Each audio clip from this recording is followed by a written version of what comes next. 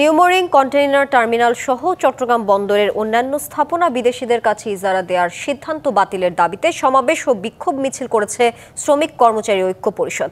নগরীর আগ্রাবাদে এই বিক্ষোভ সমাবেশে শ্রমিক নেতারা বলেন, বিদেশি কোম্পানিকে নিউমোরিং কন্টেইনার টার্মিনাল ইজারা দেওয়ার সিদ্ধান্ত জাতীয় স্বার্থ, অর্থনৈতিক নিরাপত্তা ও সার্বভৌমত্বের জন্য হুমকি।